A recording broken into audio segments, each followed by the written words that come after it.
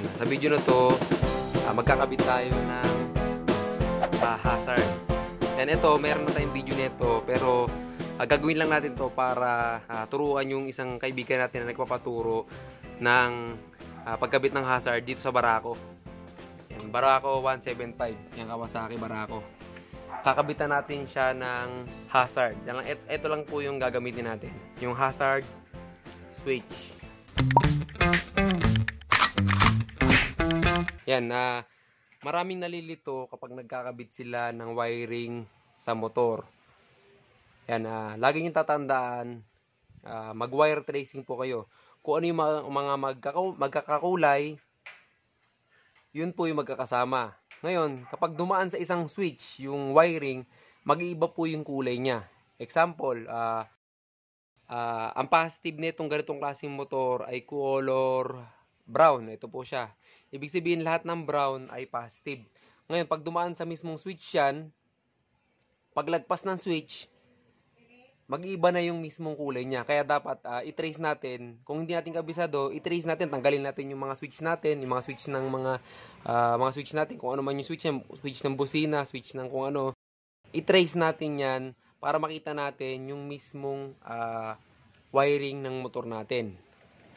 Yan, dahil ipapakita ko yung wire tracing mismo na itong motor na to, papakita natin. Kasi bawat motor, may nagtataka na, sir, yung ginagawa nyo, sir, pang Honda lang po yan or pang China po yan. And lagi nyo iisipin na hindi yun yung purpose na yun. Hindi yun yung pinipinpoint dun sa video na to.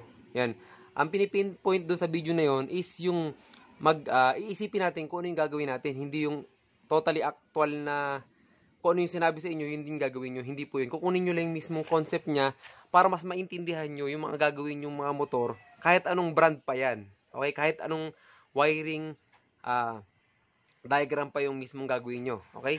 Kasi bawat motor, bawat brand ng motor, iba't ibang wiring configuration. Kaya hindi natin pwede sundin yung mismong, example, gumawa ko ng isang video. Ang ginawa ko sa video na yun, yung green ground. Yan. Huwag nyo itatanim sa isip nyo na yung green na yun, lahat ng motor na gagawin nyo ay yung green ay ground. Hindi po, mali po yung pag-iisip na yun. Lalawakan nyo iisipin nyo kasi ang tinatawag, ang pinipinpoint ko doon is yung wire tracing. Yan. Titignan po natin sa linya ng motor, hindi tayo dapat malito kasi dalawa lang yung supply niya. Isang positive, isang negative. Yan. Kahit pagbaliktad-baliktarin nyo po yun, dalawang supply lang po siya. Paano po yung ganito karaming wire? Yan. Dumami yung wire ng isang motor dahil may kanya-kanya siyang wiring. At meron siyang mga pinupuntahan na mga dapat niyang supplyan. Example, signal light. Kung papansin niyo yung signal light, ito yung wire ng signal light natin. Kung ititrace niyo ito magmula sa ilaw na to, dumaan siya dito. Kung ititrace niyo po kung papansinin niyo yung wire niya, ito, wag niyo na papansinin yung mismong wiring ng ilaw. Ang iisipin niyo dito, yung wiring mismo ng body, yung mismong katawan ng motor. Doon tayo magta-trace. Kasi ito yung mismong original ni mismong wiring. Kung makikita nyo, black, yellow, at green. Yun yung mismong wiring niya. Yung kabila naman, ito yung tinrace natin yung kabilang wiring niya. Black, yellow, at gray. Ang papasok sa isip nyo, asan dyan yung ground? Asan dyan yung mismong positive? Kung iisipin nyo, sa isang circuit, kailangan niya magkaroon ng positive, kailangan nyo magkaroon ng negative. Yan, ang standard sa isang motor ay ang negative ay laging magkakasama. Yan, laging magkakasama yung negative. Kaya kung mapapansin nyo, hindi pwedeng yung negative nito, isipin natin, ay yung green negative, yung kabila gray. Asan po yung mismong ground niya? Walang sense po yung ganong klaseng technique. Gagamitin nyo po yung mismong isip nyo, ito may black yellow, ito may black yellow. Ibig sabihin, ito po yung negative niya. Kasi hindi pwedeng magkaiba yung wiring ng negative ng isang linya, tas negative ng isang linya. Wala pong ganon. Wala pong ganong design na ginawa si manufacturer. Yan, lagi nyo iisipin, lahat ng ground natin ay iisa ng kulay. Tignan nyo po. Trace nyo po ulit. Okay? Yan, ibig sabihin, ang ground natin ay black, yellow, black, yellow. Ito po yung linya niya. Ngayon, kung nagkaroon ng green, ibig sabihin, itong green na to, saan nakakabit? Dito sa left side ng motor. Ibig sabihin, lahat ng green na makikita nyo, ito, green, green, green, lahat ng green na yan, ibig sabihin, lahat yan nakalagay po sa mismong signal light na left. Lahat po ng left signal light, ibig sabihin, green. Ngayon, sa right signal light naman, ay gray. Yan, kung makikita nyo gray, lahat ng gray na makikita nyo ay nakakabit yan sa right signal. Yan, mapapunta sa light indicator, ilaw dito, ilaw sa harapan, ilaw sa likod, lahat po yan gray. Okay, may mga purpose lahat ng mismong wiring. Ngayon, kung hahanapin naman natin yung mismong positive natin ng motor, kung mapapansin nyo, trace natin, maraming brown po dito eh. Yan, itatrace naman natin yung mismong positive. Ipapakita ko lang sa inyo para maintindihan nyo na ganito pala yung pag-wiring ng mismong motor. Ayan, punta tayo sa mismong flasher. Kung makikita nyo, ayan o. Sa mismong flasher relay natin, ayan. Tignan po natin ha. Itong brown, tignan po natin ha. Brown at orange. Madali lang malaman kung ano yung positive at negative dito sa mismong linya na to. Okay? Pwede kayo gumamit ng bulb. Yan, gagamit tayo ng mismong bulb para ma-trace natin yung mismong linya natin. Okay? Ilagay muna natin sa battery. Ayan, kung makita nyo umilaw. Ngayon, i-trace natin. Tanggalin natin yung mismong lagayan ng mismong flasher relay. Tapos, ilagay natin yung mismong wire. I-on natin yung mismong ignition switch. Ito po. Yan, yung ignition switch natin, i-on natin. I-on natin. Tapos, itusok natin sa mismong kulay. Sa orange natin nilagay, hindi siya umilaw. Yan. Nilagay natin sa brown, umilaw. Okay? Patayin natin yung mismong ignition switch natin. I-off natin. Yan. Indikasyon po yan na ibig sabihin lahat ng brown natin, lahat ng brown na wire natin is positive. Nakakabit po lahat yan sa mismong linya ng ating motor. Okay? Habaan natin, lagyan natin ng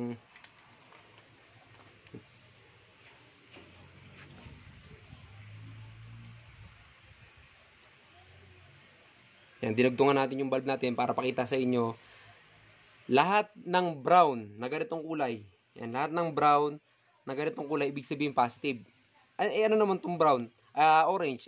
Ang orange na linya ibig sabihin ito yung linya papunta dun sa mismong switch ng ating left and right. Yan, pagdating dito, orange, papasok yan sa mismong linya ng left and right signal natin. Orange, papasok po sa orange. Ngayon, paglabas niyan, green at gray na po. Green at gray kasi magkakaroon ng left and right. Pero ang entrada niyan is orange. Orange, orange, gray, orange, green. Yan, yun yung left and right niya. Kasi yun, magkaiba na. Kasi magkaiba ang left, iba ang right. Kaya binigyan siya ng magkahiwalay na kulay. Mas madaling i-trace nung mismong gumawa. Yung mismong linya na ginagawa niya or yung dinesign niya, madaling i-trace at madaling malaman. Okay, balik tayo dito sa mismong harapan. Balik tayo dito. Sinabi ko kanina na lahat ng brown na ganun kulay is positive. Kaya kung i-on natin yung switch natin ulit, i-on ko na yung switch. Lahat ng brown na makikita ko dito na same kulay dun sa baba is positive. Yan, makita nyo umilaw. Yung brown, umilaw. Lahat ng brown po yan na makikita nyo. Yan, lahat ng pwede nyo makitang brown is positive. Kahit yung mismong papunta sa busina, ito. Same color siya. Ito, same color. Ay. Ayan, brown. Pag inilaw natin yan. Okay. Ngayon, kung positive to, and ito sa busina, example sa busina. Ngayon, kung positive tong sa busina, tapos itong isa natin, dapat yan negative. Kung papansinin nyo, Ang negative natin kanina, sinabi natin kanina, is black yellow. Bakit pagdating dito, iba na yung kulay niya, naging black white na. Black white na yung mismong ground, nung mismong busina. Dahil mismong positive to.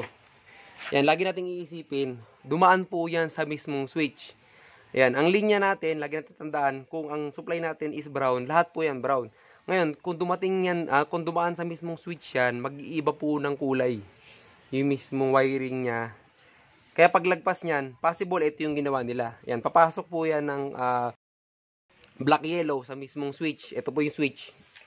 Yan, kahit buksan nyo po yan, yung switch mismo ng busina, papasok yan ng black yellow, lalabas siya ng black white. Yan, yun lang po yung pagtatrace natin ng mismong wiring. Yan, unawain natin yung mismong pagkagawa ni manufacturer. Yan, wag natin uunahin yung hindi ko maintindihan. Yan.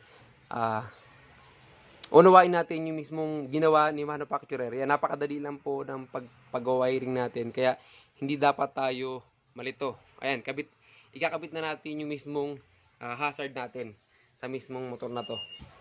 Yan, sisimplihan lang natin yung mismong pagkabit. Ito yung mismong hazard switch na ilalagay natin. Ang pag-trace natin kanina is ito.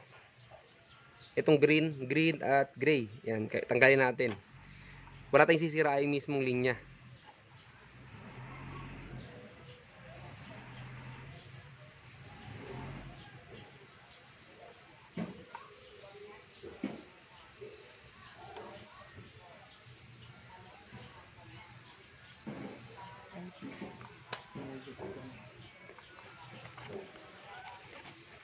Okay, ito yung isang linya natin. Tapos yung isa naman, green. Galing po dito yon, green.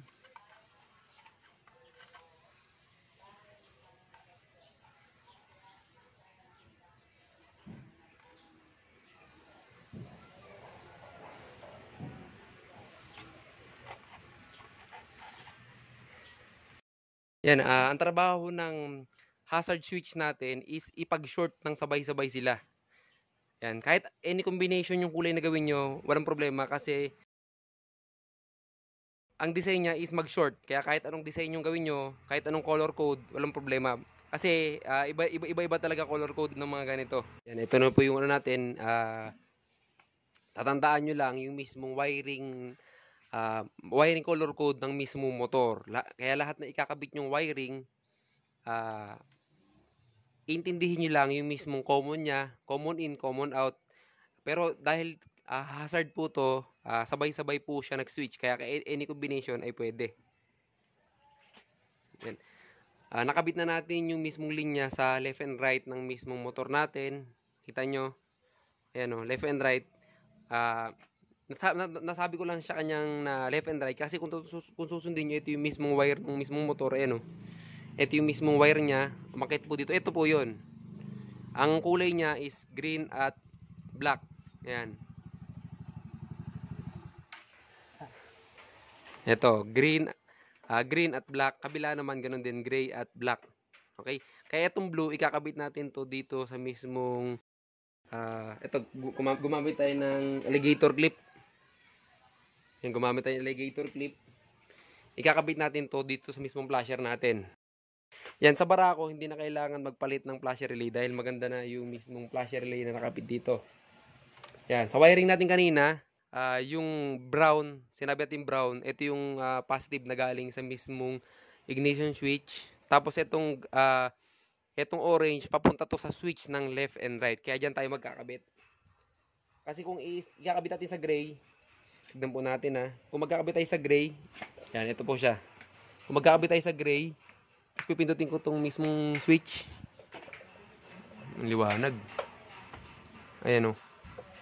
Yan, nag-steady siya. Okay, mag-i-steady yung mismong ilaw. Yan, mag-i-steady.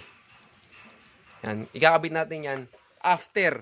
Kasi pumasok sa mismong brown yung mismong linya. Kaya magkakabit tayo sa orange. Yan, ito siya. Sa orange.